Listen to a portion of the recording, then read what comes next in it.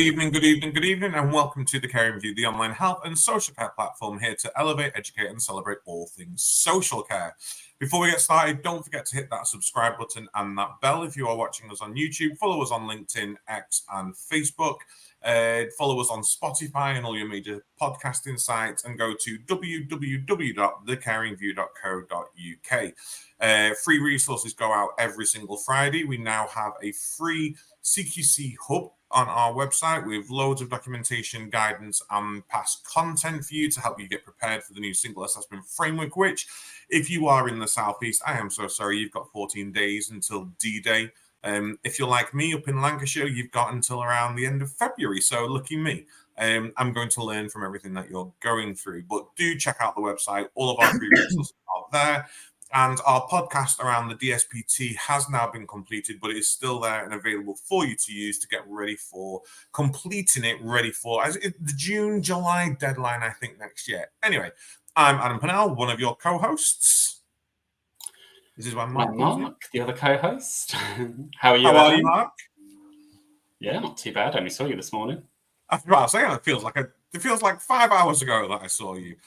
Mark and I were down at the Care Forum in Manchester this morning talking around pride in care. How can we bring sexual identities, gender, orientations, take away heteronormities, or normacies, as I claimed this morning, and microaggressions away from social care and be more inclusive to the people that we're supporting. Take away the privileges that we all seem to have. Mark's gone. He's got bored. He's had enough of us already.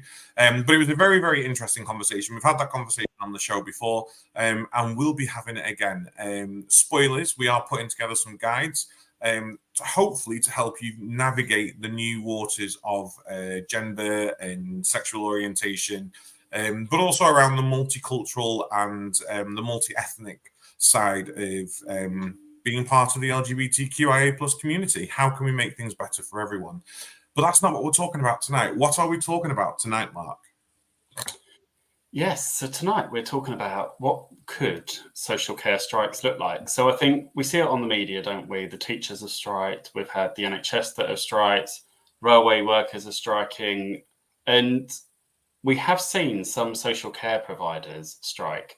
And tonight's just a conversation that we initially were going to have at the care show, and just completely ran out of time talking about sex in social care, which is a conversation that we're going to have in a few weeks' time. So thought we'd do a round of introductions. I know some of you have been on here before, some of you are familiar faces. I'll go around my screen. Natalie, did you want to introduce yourself? Hi, my name is Natalie Grayson. I work for the GMB Trade Union as a full-time national care organiser. So I negotiate pay and terms and conditions on behalf of members throughout the whole of public, private, charity sector for all workers.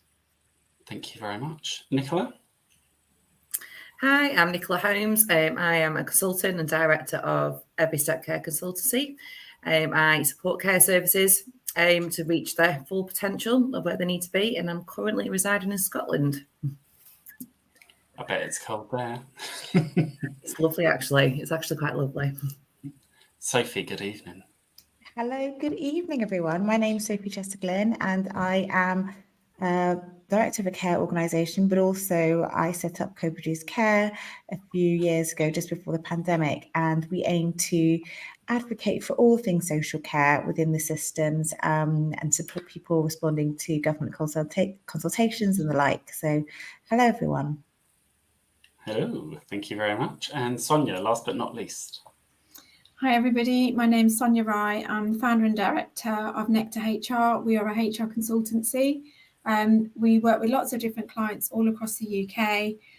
A lot of them are in health and social care, although we don't specialise in health and social care as such. We're really about bringing personalised HR to our clients, not providing a generic service, and we're all about putting the human back into HR. Thank you very much. So, social care strikes. I guess, Natalie, probably best to come to you first. What have you supported any care providers that have striked? What does that look like? Or what do you know about what social care could strike? Okay. This year, I think, as you rightly said, Mark, there's been quite a wave of industrial action that's been taking place around the country. And as the GMB, we're the third largest trade union for care workers in the country, it comes as absolutely no surprise to us that when care workers starting to talk to us about this earlier on this year, care, we know, is notoriously low paid for the skill sets in which you provide, in which somebody needs to provide. And after COVID, many of my care workers will say to me, well, why is it that if I go and work for the NHS, that I could get paid quite a lot more than what I do if I work in private social care? Why is it that my worth, it seems, less in comparison to the NHS, whereas actually we're there and we are as important? The work that we can do and undertake actually puts less pressure on the NHS. So why is it that we're not seen professionally to be worth the same amount? And as such, we negotiate pay every single year with many different types of employers, and also local authorities as well, because ultimately we need to see a new funding settlement within social care. Those conversations happen on a regular basis, and they happen on a regular basis between myself and the Department of Health and Social Care and politicians and potential future politicians as well. But ultimately, we're starting to see action take place because care workers know what their value is now, whereas before they didn't necessarily know, or they sort of felt that their space and their position was unchangeable. But I don't think that that's the conversations that we're having anymore. In September in Scotland, where Nicola is, 3 private care homes went out on strike. They were GMB members that went out on strike, and they voted to take industrial action over their pay, because if we're sitting here in a cost of living crisis and care workers are getting paid the minimum wage, and there isn't any way of foreseeing of how you can get out of that cycle, then the industrial action will start taking place. No, absolutely. Thank you very much. I just want to do a round robin. Obviously, we had the King's speech today. Sadly, nothing in there around social care, but they did mention the NHS people plan. From your perspective, obviously, it's likely that it will be Labour in next term. What could government or policymakers do to address some of the issues that are in social care that would maybe prevent care providers, care workers thinking about actually maybe we should follow suit of what the NHS is doing and going on strike? Nicola, I'll come to you first. I think you own a business, you want to earn an income. And I think that's fair to say that people need to earn an income. But we need to look back to the root of the problem. So the different funding streams for care. So if we go back to the Care Act 2014, there was talk then that they were actually going to review the actual element of care for private paying people. But actually, what they were looking at was actually the only thing they were paying for is the element of care. So the laundry, the housekeeping, and that was going to go across all of care. But that just disappeared. And I really do believe the reason that part disappeared is because actually where social funded clients are being looked into, their elements of their needs and their care is more, then the provider would get more money because they need more care. And then they'd be looking at a true dependency, because social care, like in learning disabilities, it's there, but in older adults, it isn't. So I think if that was looked into properly, where care was, what the care need is, and then separated, I think people getting care and the packages will be better and better funded. And that meant that your staff will be better trained, there'll be specialist care. And I think in that sense, there'll be the care staff would be able to receive more pay and the funding would be fair. But at the moment, the funding isn't fair. And as both me and Adam have both worked in, Lancashire and Blackpool, their funding, Blackpool's lower, where Lancashire's higher. So it's a different funder stream based on where you are in your postcode lottery. So even at the role that I do now, my works are there in other ends of the country because that's where the funds are higher, or they're in crisis management. But locally, people haven't got that fund to actually pay more for more operators. They haven't got for consultancy or for anything else that matter. They're just barely getting by. And I think if you look at the root cause of the problem first, and then equal pay would come into that. But it might be, go against, I have a business to make a profit. You want to make a profit, but if that profit is at a cost to staff, going to food banks, then something's seriously wrong. So I'm probably right in the middle, I'll be honest.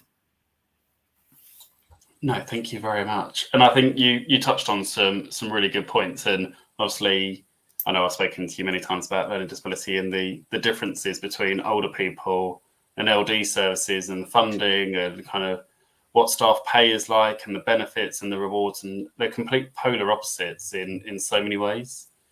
Sophie, government officials, local authorities, anything that they could do that would maybe prevent social care staff talking about strikes? I think obviously I totally agree with Nicola. It's got to be down to pay and recognition. But I think also you've got to think of what the government does in terms of just generally treating people who are dissenting against the norm. So its attitude towards people wanting to even take industrial action is kind of a bit sketchy. So last year, they were trying to stop people from being able to, or basically they wanted to allow people to be able to use agency workers if somebody was striking.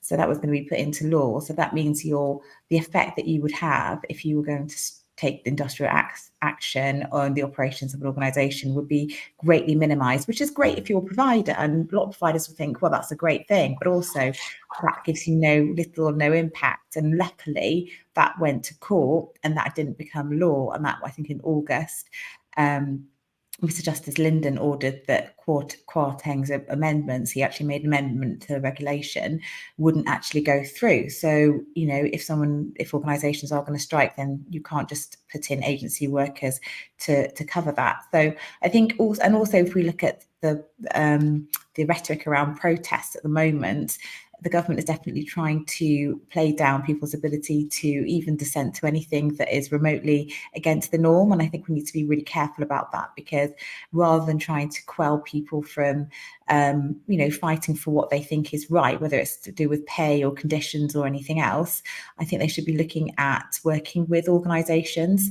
The NHS, even though that they are highly unionised, have found it really difficult for their workers to be heard. And a lot of rhetoric from the union leaders has told us that basically they go to meetings with government officials and they walk out the door. They just don't want to talk to unions. So I think by even saying to unions, well, you don't have any power, that kind of makes care workers, I think, well, if we join one, what can they do? So I think unions have a lot of work to just prove what they can do. But there's some really good green shoots at the moment. I think recently, was it a couple of days ago, that one of the unions to do with the transport. So I think they were trying to close down all of the ticket offices, which anyone who's got a disability or, tends to use ticket offices a lot, that's a really big deal. And that was unions coming together. And also there was a consultation where the public said they were hugely against this, the idea of closing ticket offices. I think nearly like 700,000 people said they were against it on the consultation. So you kind of have like a groundswell of public opinion saying that they're against something. And then you also have unions coming together and fighting for workers' rights.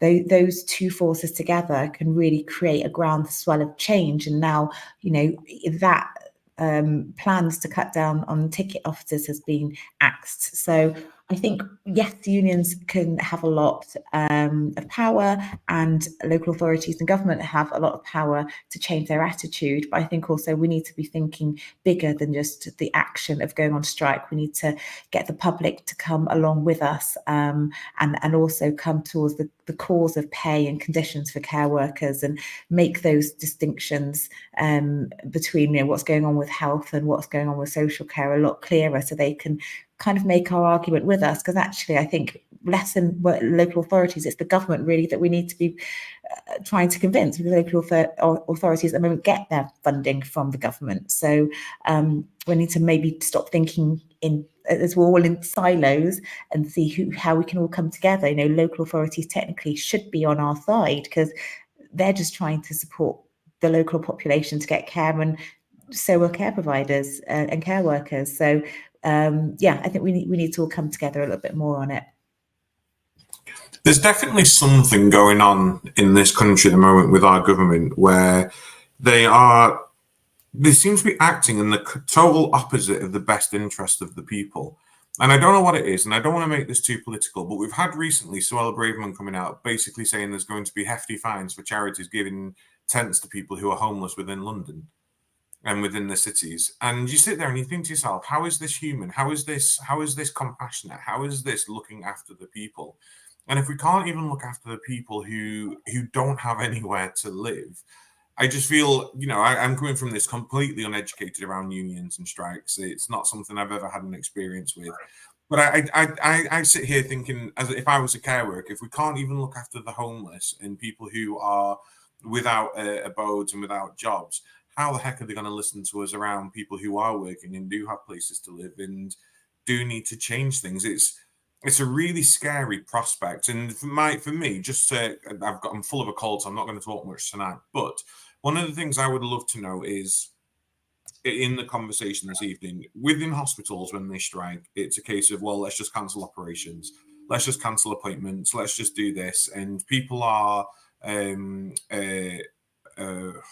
put at a disadvantage. People are interrupted with their sort of treatments. In social care, we can't just turf people out of a care home. And we have that regulatory requirement to make sure that we've got the needs of the people at the heart of what we do. And we've got our skills assessments and we've got our workforce dependency tools there to make sure we're meeting those needs. So I just want to know, further conversations now when we're giving our answers, what does a social care strike look like? Is it just leaving everyone in a care home and doing what other countries did during COVID? Or is there an effective way for us to do this whilst also meeting people's needs? That's what I struggle to get my head around. And I'm going to hand over to Mark so you don't hear me sniffle all evening. No, absolutely. I think some great points. And I think, Sophie, I wrote down a few because I really want to come back around kind of the law and bits and pieces and around public perception and bits and pieces. Before we come to that, Sonia, thoughts from you around local authority, government officials, what they could do? I think funding is definitely top of the list, because if it's not there, you can't pass it on as a provider or as an employer. So I think that really needs to be looked at in a lot more detail. But I think generally how the profession and how being a care worker or how working in social care is viewed in terms of qualifications, educational stance on that. So a lot of people, and I'm not saying this is my opinion, but can kind of go, oh, you're a care worker. They don't really understand what a care worker does, what that entails, what it's like to work in social care at any level. And I think that there's a lot of work, and I know that they did some marketing and they did some advertising around, you know, working in care and things like that last year, but it was literally like a drop in the ocean compared to what needs to happen. I think that there is a lot more emphasis placed on roles in the NHS, but if you speak to NHS counterparts, because we work within health and social care, you know, they also feel quite aggrieved by what they feel are their life-saving skill sets that they have, and how little they are rewarded, but not always just in a monetary sense. You know, I think I've touched on this so many times before, but when you are genuinely, you know, running employee engagement surveys, you're talking to staff. Salary, of course, is important. You know, we're living through the cost of living crisis, but there are other things out there that their employer isn't doing that aren't salary related that, you know, really need looking at in more detail. So I think that is definitely something that, you know, we work with providers on. But I think from a government perspective, yes, the funding, but also looking at the roles in social care, looking at how they're viewed, looking at the skill set, looking at the importance that we place on having a job in care, and really that whole, just how people outside of care view it. And, you know, because that's going to pull people in, you know, people that aren't working in care as well. And I think a whole piece needs to be reviewed on that. No, absolutely. So a couple of you have mentioned around the public perception. So let's kind of talk about that in a bit more depth. So obviously during the pandemic, we saw people come out on their doorstep, and originally it was for the NHS, and then they kind of pulled social care into that kind of clapping and banging of the pans. And then I think we were almost put on the other side, where we were then villainised because care homes were deemed as being the unsafe place for loved ones to be. Do you think if we were to strike, and maybe Natalie, you could talk about kind of Scotland, we would have the public on side? Because I think when you look at the railway, I think it's really 50-50, and I think they've done really well at actually bringing the public on board. Then when you look at maybe junior doctors, there isn't so much kind of support there from the public. Teachers, there was support. What do you think it would be for social care from a public point of view? Natalie, I'll come to you first. From my knowledge and understanding, from what members would say, they feel incredibly valued by the people that they care for and the family members that they care for. I feel as though that there would be that support there for them. There's very, very little difference between when the ambulance workers went out on strike. I stood on picket lines with the ambulance workers back in January. There will be very, very little difference, in my opinion, because ultimately family members know that those care workers would do it, and kitchen assistants and the cleaners and everybody that puts effort into making sure that these homes are safe places for their family members to live. And they were doing it under the most horrendous of circumstances as well. Our members are still feeling the impact of COVID on their stress levels, on their mental health. We've seen an enormous staffing crisis as well that's just completely been exasperated since COVID. I did a survey a couple of weeks ago where 38% of my members said that in their care home, the staffing levels are as such that it's having a negative impact on care.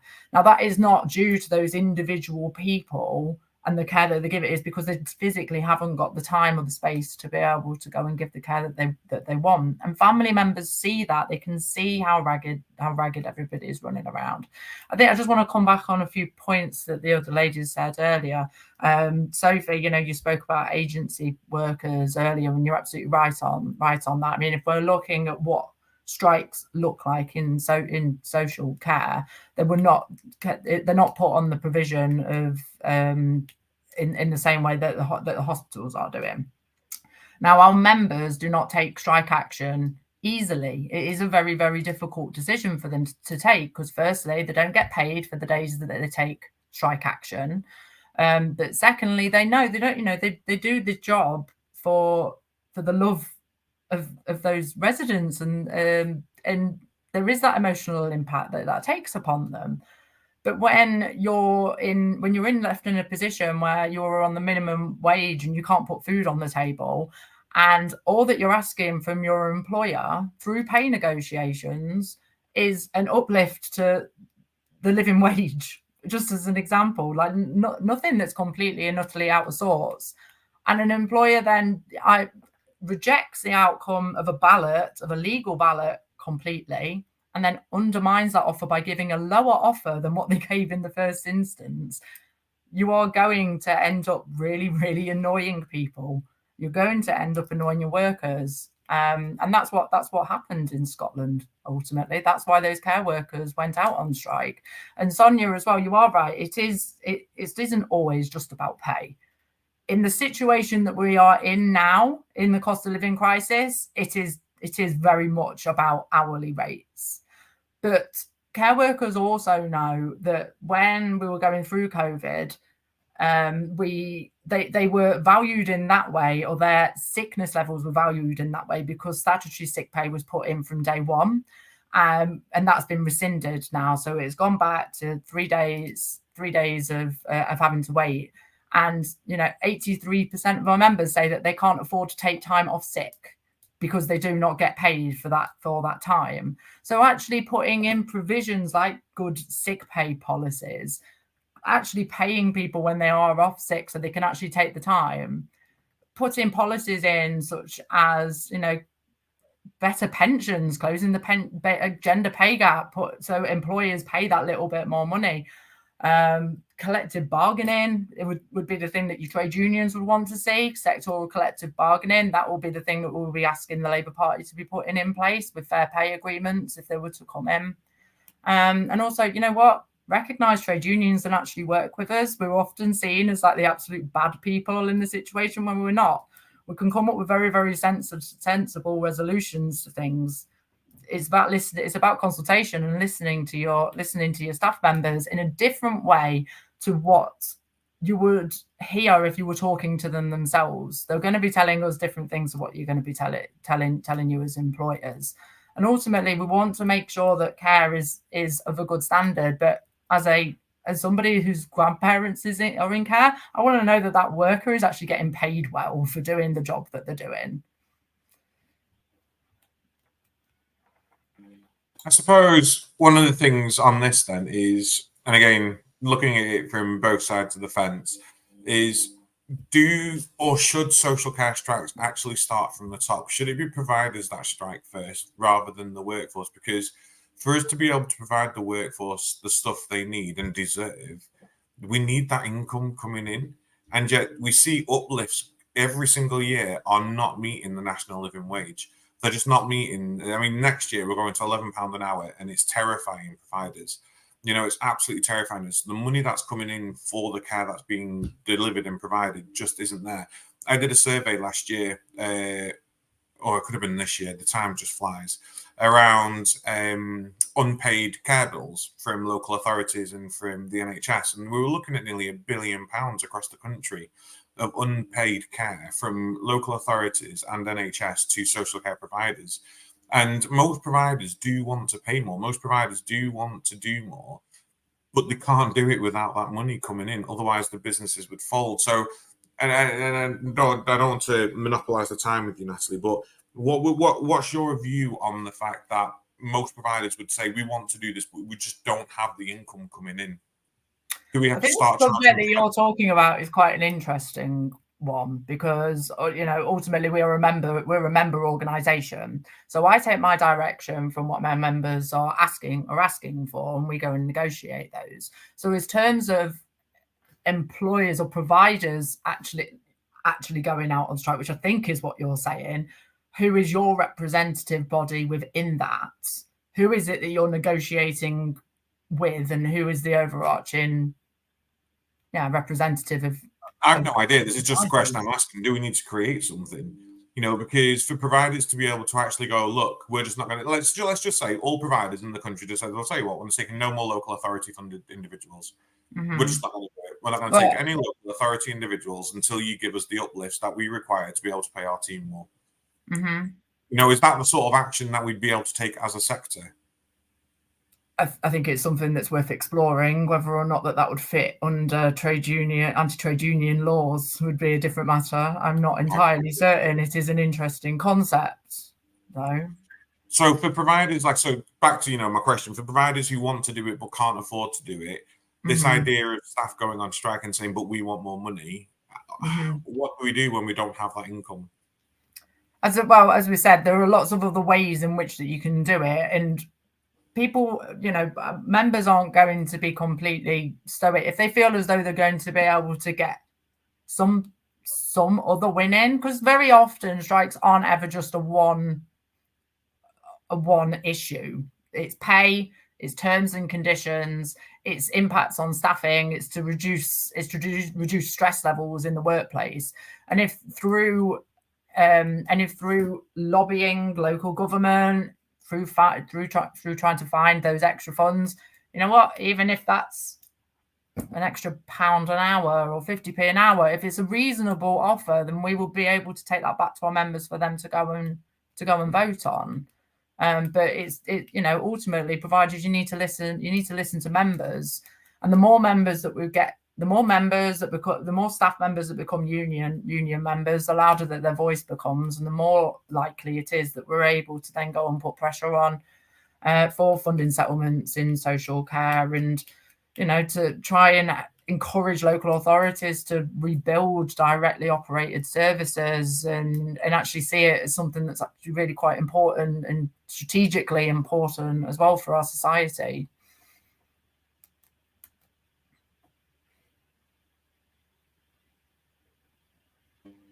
Mark, I'm going to sneeze. You're going to have to take over again. I'm so sorry.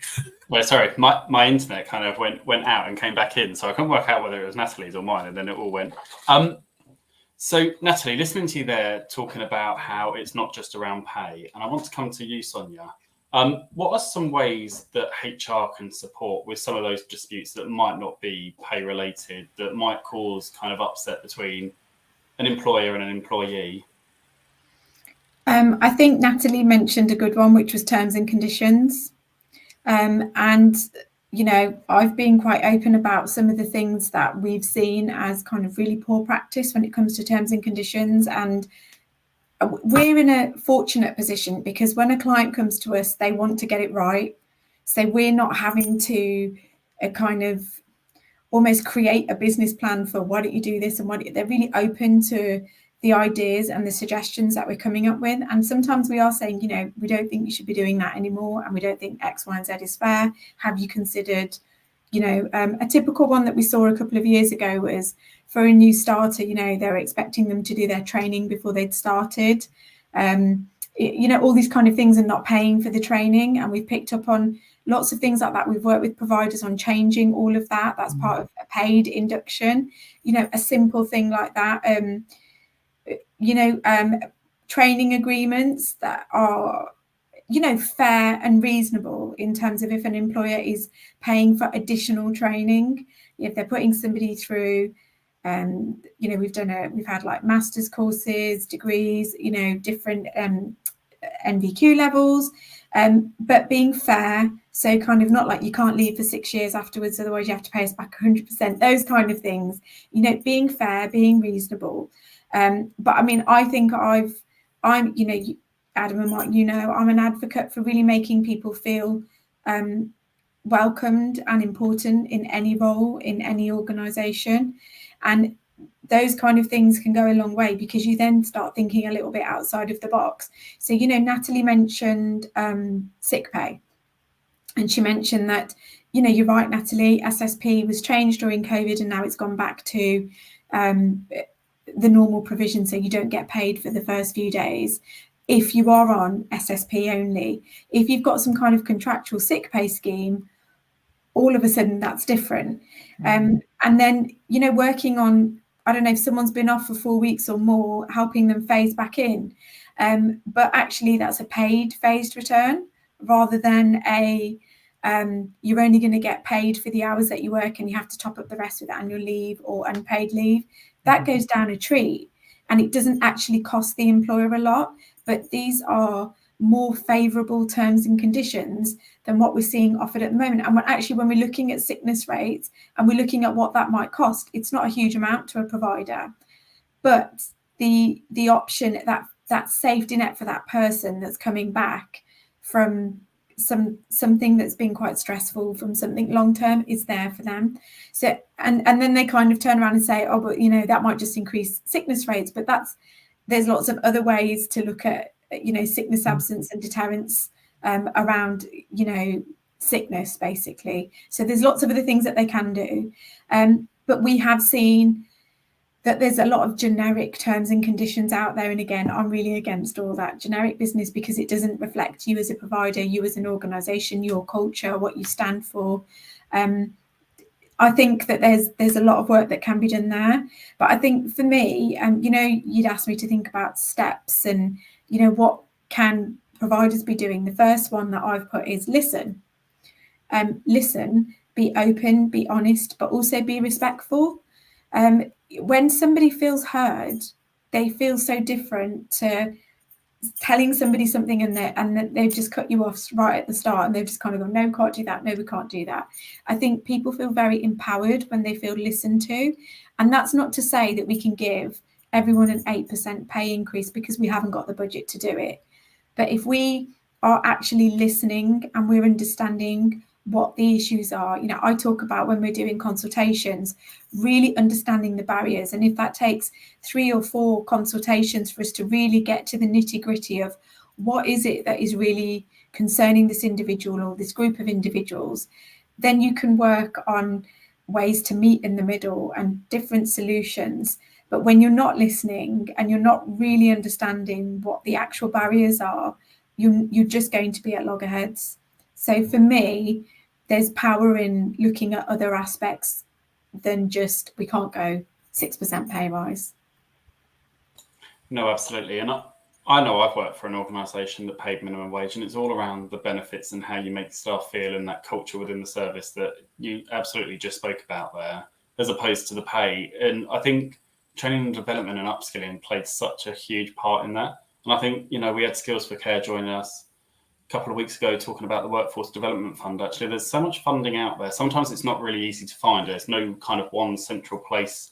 But I know kind of where I am here in Essex, the local authority is reimbursing, probably more than it actually costs you to put a staff member on to some of their training courses. They're not your mandatory, health and safety or fire safety. They're like additional courses that really upskill your workforce, so that actually they feel like you're investing in them. I heard you say safety net, and something in my head kind of just twigged. And I'm going to come to you, Sophie, as a care provider around contingency plans. If your service, or if a service in general, started having staff talking about actually, let's walk out. We saw it with Barchester, actually, a lot of their kind of services up and down the country, actually, their staff went on strike. Contingency plan-wise, what would care providers, or what would your advice be to care providers that actually need to maintain that level of safety to the people that they support, versus obviously your staff going out on strike? And equally, would you back staff going out on strike? And I'm sure you don't have that culture in your service, so you don't have to worry. But see, this is a really difficult one for me to answer as a provider, because obviously I shouldn't be wanting a situation to be created where people might be put at risk. I do think as a on a wider strategic stage of getting more support for the sector, I think it has to be on the table. So from a provider's, I want to kind of talk about it from like that wider perspective, and from a provider perspective. Of course, if there is a risk of that, which I don't think there really is, because not many people joined, and I definitely encourage people to do so. But you'd want to be talking to your local authorities. You want to be looking at plans you can put in place. You want to be talking to the families. You want to be talking to the people that may be affected. Depends, of course, what care you provide. So if you're providing supported living support to people who actually don't have very high needs, you may be able to, like anything where you might have difficulties with staffing and contingency plans. Everyone has them anyway. You might just want to be looking at those and thinking, well, how can I work around that and use that? And what hours can I move around that won't have an adverse effect on people? And I know I'm not an expert on how these things are organised, but I know when you've had the NHS workers who have gone on strike, even the local authorities have worked with the government to try and put things in place, because I obviously think that certain measures will have to be planned for, and it doesn't just happen overnight. But in terms of whether I'd encourage it, I think for a sector, I think it has to be used as a bargaining chip. And I am so glad you've got both Sonia and Natalie on as well, because everything that Natalie has said is spot on. I think it's refreshing to have a union that really understands the care sector and understands the demands and what's needed. Sickness pay, but pensions, all the things around what the sector needs. I think it's important to just have it really clear. So that when you're going out to look for support, whether it's from the public, from people who have been supported, it's very clear what you're asking for and why. And I think it needs to be used, as a bargaining chip. That's what it's there for, because a lot of the times people don't actually strike, but the risk of strike is enough to get the support and to get the pay or to get the terms and conditions that people need. So obviously we're talking about the action of, when it's taken, but that's when everything else, all other means of negotiation, have broken down. So it really is like right at the end. And I think people really only view unions as organisations that are disruptive, and people generally they're quite conservative and they don't want to have disruption because life is difficult already.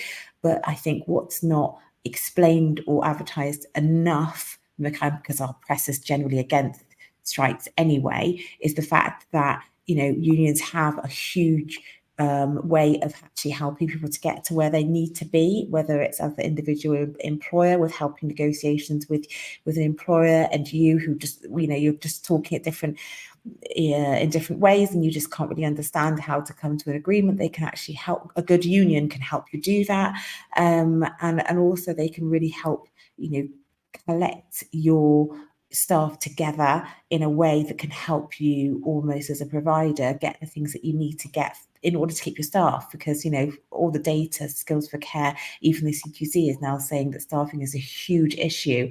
And I think we need to stop looking at the issue. Yeah, there are some providers who aren't great and they're doing all the wrong things and have a lot of shareholders who have places in the Cayman Islands. I don't know, but the majority of providers actually really want to do well and really want to pay people right. They want to provide that sickness. They love the fact that there was a fund that could be used during COVID. And I think if we all come together, local authorities, providers, care staff, understand that actually we need to push the government towards recognising that's what's needed for the sectors to stay afloat. Because if it doesn't, then we're going to have grandparents and parents and uncles and aunties that can't be supported. And your point, Adam, around how do you advocate for people who have a job when there's so many people who don't have a job? One of the other things that I do is I'm a trustee of the Care Workers Charity, and they've been around since 2009, and they provide crisis grants to people in care who work in social care, who work in care homes and in social care when they're struggling with the cost of living, basically. And since they started, I think they've given out something like 10,000 grants amounting to £5 million. So actually there are care workers who are in work who can't even pay their bills, and they're just as much as there are nurses who are going to food banks. So it's actually not a them and us, and there's quite a lot of people. If we just all need to see it more as together, but everyone's just struggling in different ways because of different circumstances. I find like the media and there's a lot of discussions around this like to break us up into different disparate parts and say, oh, there's one person who's acting terrible, or there's a care worker here who's done something awful, and therefore everybody. But actually, if you look at it, we all just need to, when we do come together and say, listen, we're doing a great job, we just need some support to stay afloat. Actually, the public is behind us. And actually, people have already gone on strike already. So you've got... in my local area in Bristol, you had St Monica's Trust last year. So St Monica's Trust wanted to cut pay by about £400 a month. So basically it meant that senior care workers were facing weekend cuts of around 21%, and other staff faced 10% cuts. And they did go on strike, and they were really supported by families and the people who they were supporting.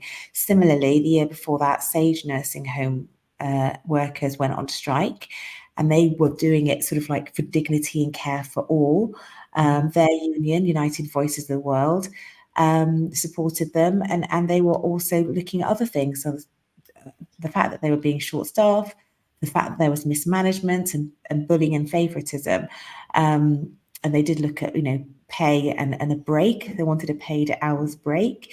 Some simple things really, but so it's already happening. It's not so crazy as people make it out to be, and actually it's the last thing I think that people will do when they aren't being heard. But there are a lot of negotiating meetings and things that happen, a lot of negotiations that happen before you actually get to a strike, which is what unions like GMB help with. So I think the task really is to try and unite as many workers as possible around joining a union and get providers on side as well. Yeah, no, I fully agree. I think one thing we do in my organisation is that we invite, and it's Unison because they've got a really good relationship with the organisation, and we invite the rep in to team meetings on a regular basis just to talk about kind of what they're seeing within the sector, what they've supported some of the staff with, and just having that. And like we've all said, actually, the union is often seen as disruptive, or they come along with the employee if there's like an issue with HR or kind of working conditions or whatever, and actually kind of trying to break down that kind of stigma that is around. Go on, Sonia. I was just going to say, we actually work with lots of unions on both sides. So we do some HR for some unions as well. And actually we always find that there's lots of common ground. If you're talking sensibly, everybody's on the same page. So when you're looking at formal meetings and things like that, you know, if something's happened, people are encouraged to take ownership. And so very much we are on the same page. We've recently been working with a union about quite a large restructure for a client that we're working with. And at the start, I think they were a little bit skeptical of working with us. But now they actually like the fact that there's somebody steering and directing the employer in the right way to do things. And so the feedback's actually been positive. And when that relationship is stronger, it's easier to get to where we all need to get to. And I think that there is that stigma, and it does need to be broken down, because, you know, we've worked with lots of union reps, as you can imagine, and relationships are actually, it's not what you would kind of perceive it to be. I think that's something that's quite historic and outdated. No, absolutely. And listening to you there talking about relationships, and we've spoken about it, but Nicola, I'm gonna bring you in, because obviously you obviously do consultancy, and obviously it might be that the service is being rated inadequate, or it might be that there's something else going on. Obviously, I know from having conversations with you, sometimes there's obviously not disagreements, but the relationship has broken down maybe between the frontline staff and maybe senior management, maybe it's the registered manager, maybe it's the director.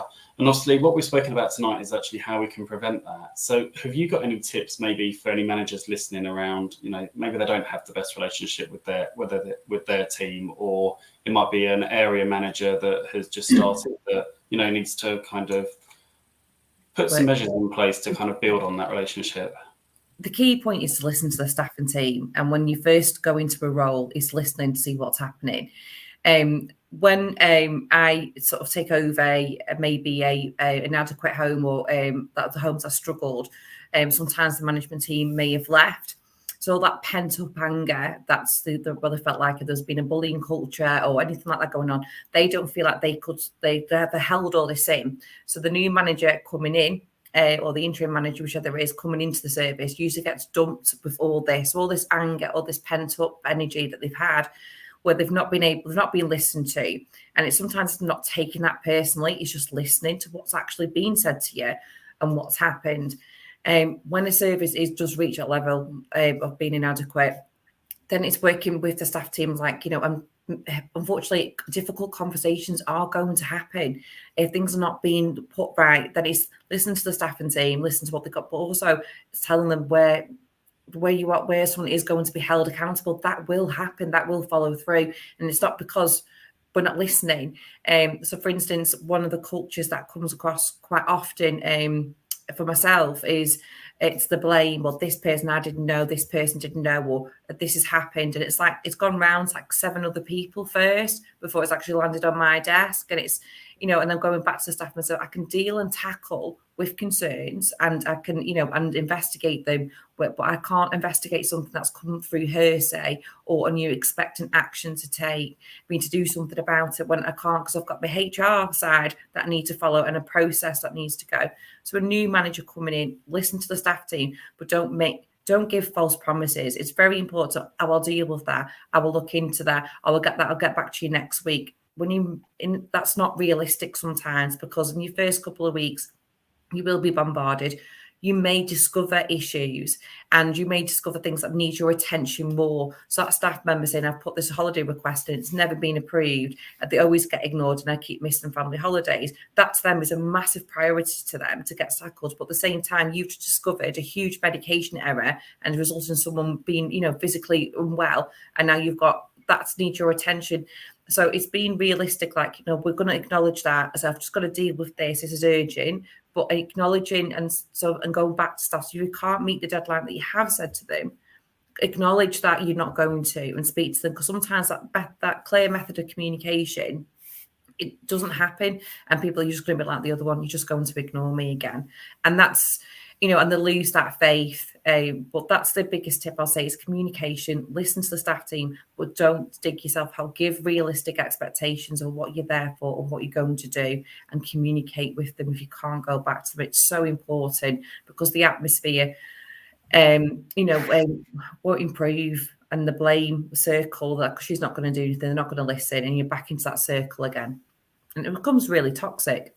Yeah, and it's so important the way this is the one thing I've tried to teach managers over the years is when we say listen to people, we don't mean listen and respond. If you respond as soon as someone's told you something, you've basically said, I don't care what you're saying, because I've already got an answer ready for you. I'm not going to go away and think about it. I'm not going to go away and do some research and some homework and then come back and consult with you and see if it really is around. When someone's talking to you, just keep your mouth shut and listen.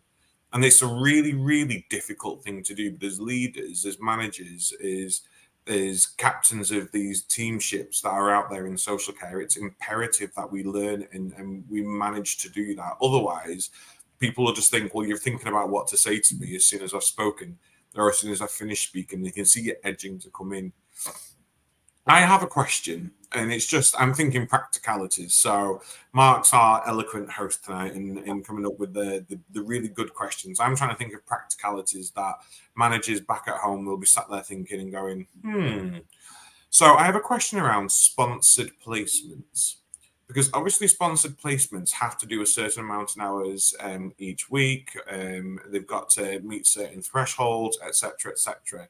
I have a slight concern around sponsored placements anyway, because I would hate us to treat our native workers better than sponsored workers. But I also have a fear that if we did manage to go on strikes and strikes became a thing within social care that became more frequent, that actually would rely on sponsored workers to foot the workforce requirement. Would sponsored workers have to work differently during a strike, and how? And you might not have an answer to this. How would that work with their sort of visa requirements of their working hours? Would it go down as worked time on a strike? It's just a practical question that I'm thinking of, because there is a heavy reliance on sponsored international workers now within both health and care. Open floor to anyone who's brave enough to try and hazard a guess. I was going to say, do you want me to have a go at that one? Go on, Sonia. I think it's a very good question. I think I'd want to find out a bit more information on that before I gave a real definitive answer. But essentially, for me, they're employees, they're under UK employment law, they're protected, they have the same contract, well, you would hope that they have the same contract of employment. And so essentially, if they want to be members of a union or they vote legally, like Natalie was saying, you've got to go through the right process to strike. I think the bits that would need looking at in more detail are, yes, I think it wouldn't go down as potentially as worked hours and things like that. But then if you're taking some form of unpaid leave, you can still do that as a sponsored worker. If you have a family emergency and you've used up all your annual leave, for example, and your employer says, right, part paid leave, part unpaid leave, how does that sound? So I think it would be potentially deemed as discriminatory if they were left out of that. But I wouldn't want to kind of 100% commit to that. I'd want to do a bit more research, but my initial gut reaction is they're covered the same as everybody else. Yeah, I'm with you on that one, Sonia. I think it would be discriminatory otherwise. They should be, anybody that's on those sorts of contracts should be on exactly the same sort of contract as anybody else, and you've got the right to work. You've got the right to work here. But I would have to go and find out on that question as well, because the visa issue is such a complex one that.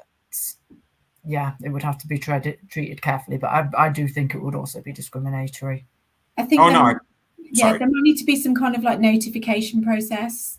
Like you've got as an employer of somebody, a sponsored worker, you've got certain obligations that you need to meet for the Home Office, especially if they are on periods of leave, if there's an AWOL situation, all of this kind of stuff.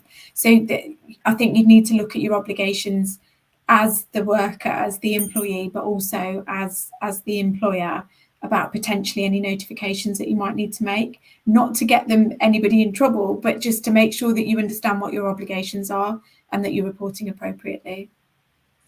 So then I have a POV from a different angle then. So let's say I'm a support worker and I'm on my washing machine's on. I apologise. Sorry. I'm a support worker, and I receive universal credit, and it's worked out on that sort of hourly rate now, isn't it? It's no longer hours worked. It's how much you've been paid per hour or for your shifts. I still don't fully understand it myself. What would be the ramifications for me? We voted to go on strike, and we're going to go on strike, but actually that means for 2 weeks this month I might not work, which is going to then affect my universal credit. Will it affect my universal credit? Am I actually going to lose out doubly? Because people who don't receive universal credit, yeah, they'll lose out on their wage, but this is going to affect me for the following month on the calculations now, isn't it? Am I getting that right? I don't think I know enough about that to answer that question. Natalie, I don't know if you've ever had anyone ask you. It is a complicated one because universal credit is a very complicated system in on itself. I don't have easy questions. That's the person that I am. I'm sorry. I mean, no, I wouldn't want to advise because we'd have to go. I would have to go and look into it. It wouldn't be responsible for me to advise otherwise. It was just a thought. I just feel like with social care, I know a lot of sectors are like this, but in social care, especially in very impoverished areas, people are heavily paycheck to paycheck.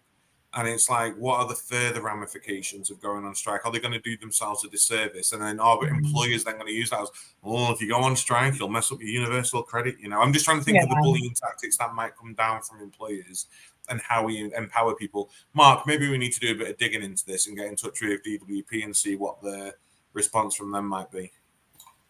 Yeah, no, absolutely. And it's kind of like listening. I think going back to something Sophie said earlier, I think the majority of care providers really want to do good by their employers or employees as well as the people they support. And I think the majority of social care are small and medium care providers. And I think it's telling that actually the care workers that we see speak up are all from, majority are, the larger organisations where actually, the heads of those organisations are driving around in fancy cars or taking big kind of dividends and bits and pieces, whereas actually your small care provider isn't doing that. They're really there on that front line with the staff. They're present, they're visual, they're providing that support and doing everything they can. And I think they're a lot more open and honest and transparent about actually what's happening with, actually, we would love to do more, but we're not getting this from the local authority. Do you have any ideas of what we can do? And listening. But yeah, I think it's definitely something that it should be explored. Just on a completely different note than the subject we're talking about around sponsorship. I have seen a lot of people on sponsorship that have spoken about that their sponsorship is due to end maybe this year, next year, and their organisation isn't helping them. And I kind of, if there's any organisations out there at the moment that have got staff that are, on sponsorships, I do think it's our duty of care to try and support them if we can't offer that, to find somewhere. There's so many people on LinkedIn that we can connect them to.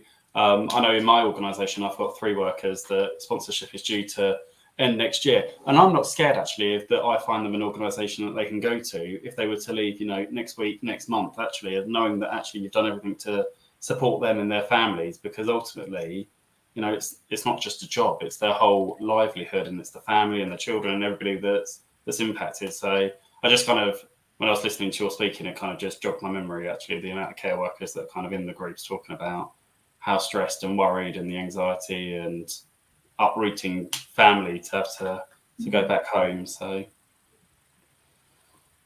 I can't believe the time. It is 8:30 already. It's because you've got a trade union official in, we can talk. No, I think this has been a really, really good conversation. I think it's a healthy conversation. We're not GB News, we're not Piers Morgan screaming at people saying, no, you're wrong. And I think a lot of people forget that things like maternity leave, holiday pay, sick pay, all these wonderful benefits we have as employees now, which we take for granted, all came around because of unionized action. We take all of this for granted. So we'll have people going, oh, God, these people, they get paid so much, blah, blah, blah, they still want more. Yeah, but you have what you have because people who went on strike and asked for these benefits and asked for this approach. So I think it's a really healthy conversation, and I think it's one that's going to happen more and more. And Mark, just to touch on your smaller to medium organizations, I'm going to mute in a second because this is really loud. 75% of care homes are SMEs.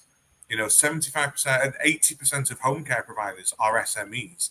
You know, those large organizations only take up a small amount. Muting.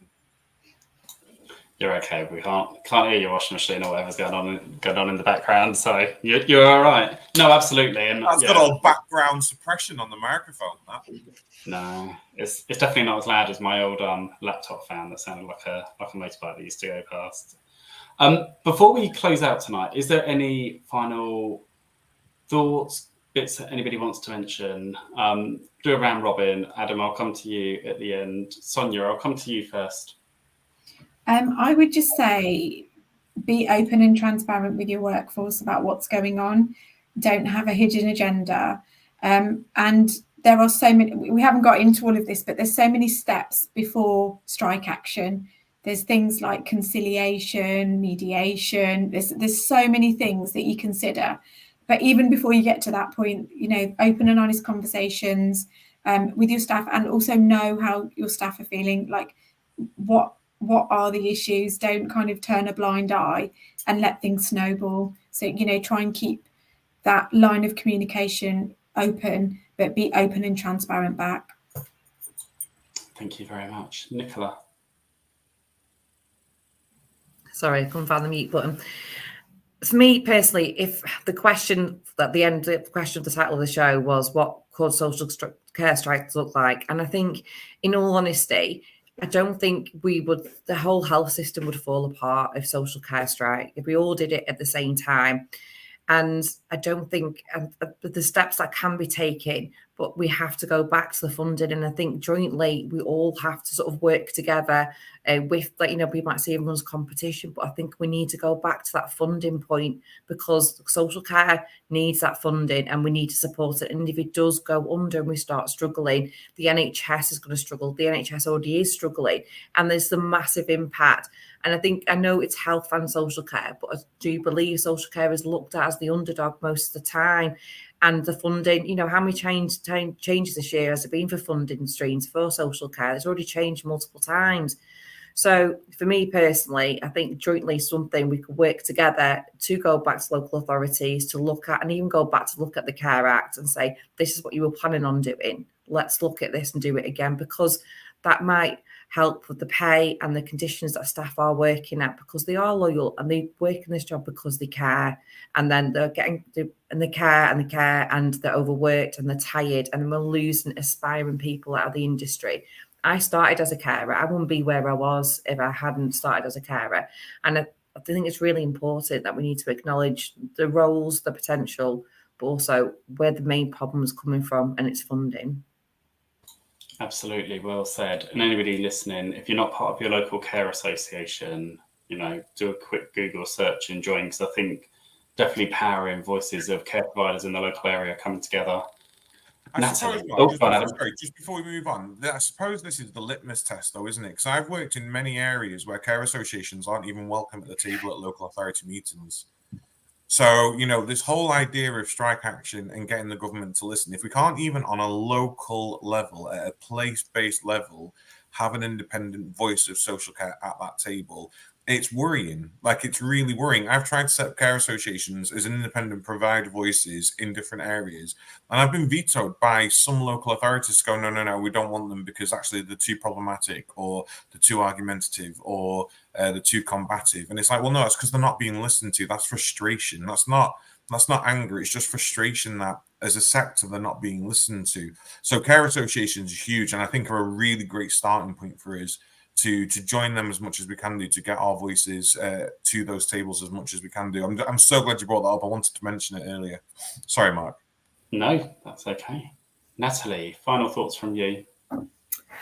I mean, look, I think over the next couple of years there's going to be even more changes. I'm definitely hoping for a different government, because the one that we've got at the minute certainly hasn't been working for workers, and it certainly hasn't been working for social care. You know, if you're an employer and you're facing your staff members going out on strike action, I think you need to have a question of yourself about how bad is this situation actually for this to be happening, and what can I actually do to properly rectify that. Just one other thing as well is, if we're looking towards trying to make some positive changes, as I said at the beginning, we're not the enemies. You can see I haven't got two heads. I'm not going to bite. I'm not going to bite.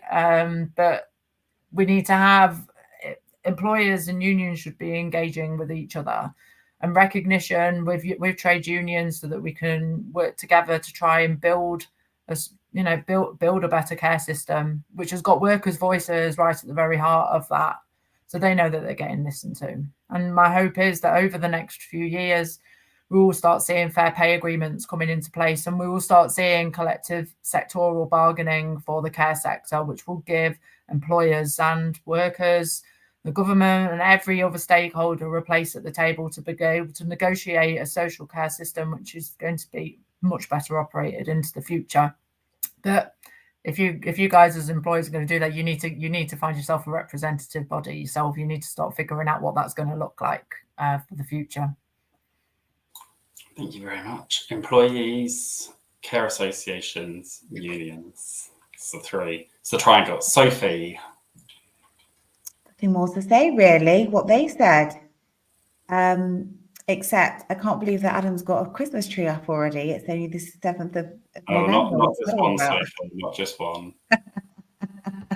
But seriously, I think we've just worked out on this podcast, because it is about coming together. And I think that part of the issue that has already been identified is the fact that some local authorities, not all, do see social care. You'll see a lot of local authority leaders say, well, social care is the biggest part of my budget. So that already, because they only think about their area in economic terms, that turns them off against working with providers, and they just see it as totally negative.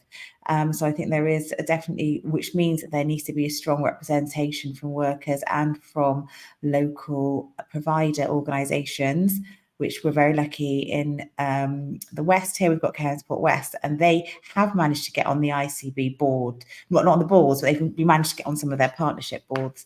And they haven't been managed to get their voice heard, and that's because they've got a really strong and vocal CEO, David Smallacombe, who's worked really hard to do that. But that's taken decades. I'm not joking. It's taken a long time, and it's still not perfect. But that really does help. And I think there's a lot of work to do to convince our local politicians that, yes, it may be a lot on your budget line, but that's just simply the fact of the way it's funded. It doesn't mean that it shouldn't be funded in that way.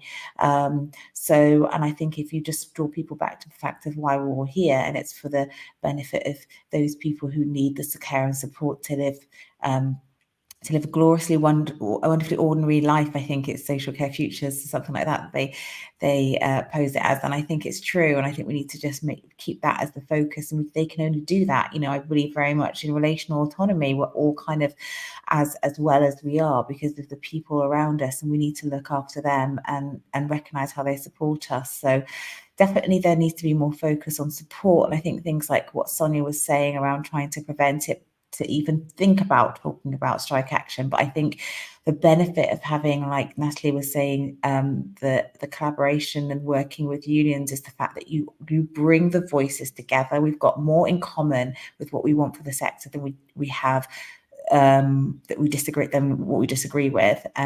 So I think it's really, really important to just recognise it. And it's just really interesting to hear that Nicola also had a really good experience with the union helping in her situation as well. So I think that there's a lot to view the situation differently. And I think it's good that we all, even on this podcast, we all kind of think the same thing. We all just think it's really time for the sector to come together, because next year there's going to be an election. So if we have a clear vision of what we're asking for those politicians to put in their manifestos, which we will hold them accountable to, we just need to make sure that we keep on with those streams of asks for the sector, because that's really how this next year is our bargaining chip.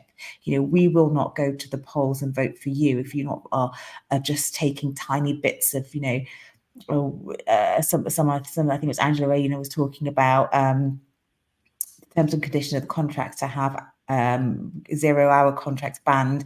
And sometimes people just take one part of the piece of the puzzle and they say, well, that's the thing we're going to campaign for. Actually, it's all of it needs to be considered. So there's definitely a lot of work to do next year, and I think we're all up for it. No, there really is. There really is. And I think another conversation listening to you there for another night is around commissioning and social care, because I think, and again, not all local authorities, but some are a year or 6 months or, you know, and it's just not long enough for any kind of change to happen and the data and the accuracy, and actually some long-term planning for people and kind of what that looks like in local communities would be so much better. Adam, final thoughts from you, and I'll allow you to close out. Final thoughts from me are really just, if we aren't treating our teams well, if we're not succession planning, if we're not investing in futures, if we're not investing in development, and we're not investing in growth, and we're not managing our budgets individually as homes the best we can do, and we're not recognizing people for the work that they do, and we're not paying for the basic minimum, and we don't have a feedback positive culture within our home, be prepared for strikes, because it's gonna happen. If we are supportive of our team and having open conversations and allowing people to provide us feedback and having team huddles where we're going, how are you all feeling? What's the general consensus at the moment? And we are doing surveys and doing something with that information, and we are investing in the teams, and we are helping them to develop their skills and their workforce skills and their personal developments, their professional developments, helping them shape their futures to guide them into bigger and better roles, or to be the best they can be in the roles that they're currently in. You're probably not going to be as worried, because your team are probably going to be happy. Strikes for me are cumulative to the point where it's a case of buckaroo. You know, how much pressure can you pile on someone until it breaks? How many times can people be ignored until they go, we just can't take any more? And we can start making small changes now to actually prevent that, and to actually work with our teams to minimize and mitigate as much of this need for strike as possible. And then when we get to it, we can go, actually, we agree with you on all of this. Let's work together and see how we can do it. Let's be on the same team as our teams. At the moment, it's very much us and them. And I think together, as a society, as health, as social care, as pretty much anyone, we can try and shape a really good future for care. It's just, there's a lot going on. You mentioned about a new party next year. My first thought was lower mortgage rates. And I just know there's people out there who have got a million things they want to see a new government bring in, and new approaches being brought in. And there is going to be a lot, and I don't want us to get disheartened, but I think it is time now that we just go, enough is enough. And we need to, as a sector, do as much as we can do to make social care this beautiful, vibrant, wonderful place that it is. And we'll do it. And it started right here on the Caring View, you know? Fab. No, I'm joking. We won't take any credit for this. I just want to say a huge thank you to you all joining me. In the comments in the background, no one saw, Nicola called me common for sneezing. So thank you, Nicola. No, she didn't. I'm teasing her. I just want to thank you all for giving up your evening on a Tuesday, a cold, wintry, minging Tuesday when Bake Off's on, and I know we all want to see who's gone. But no, thank you very much, and I'm hoping this has been helpful to so many people. In fact, there's a few people I am going to send this show to support them with some conversations that they have been having. And Mark, your comment around the business continuity plan is essential. You know, I'm reviewing mine at the moment, and I've put about disruptions to workflow and workforcing, obviously, but not mentioned strikes. And maybe that's something we need to be putting in as standards. So huge thank you. I've really, really enjoyed it. And I'm struggling along with this cold and I'm waffling. So anyone thinking of continuity plans, that is our Freebie Friday this week. I have made a continuity plan. So it will be on the website for, I'm saying it will, Adam, it will be on the website Friday. I will share. It will be on the website Friday, I promise. You have a winter plan that is already on the website. So please do go check that out under the resources. And any resources that you do want, you are struggling with, because there's so much is demanded of us in social care nowadays. I'll always go back to the time the ICB said to me, you can't have your contract until you've got a visiting celebrities policy in place. And you just think, oh, come on, this is ridiculous. So if we can provide you the free templates, please just ask us what you need. We will get them made. Mark and I have no life. It's what we do. We live and breathe social care. Everything we do on this, the Caring View is for free. We don't get paid for it. We don't draw a salary. We rely very much on generous sponsors and people on our suppliers list to help keep the lights on and the website running. And we will continue on doing so. We've got shows booked out through to the rest of the year. With that, Mark, what have we got next week? So next week is a really exciting conversation. So I was really fortunate enough to go to the GANG conference, and there was a conversation there that was held around creative spaces for a global network. Basically, how we can use our social media to build a positive image of social care. You know, there's 1.7, 1.8 million workers in the UK.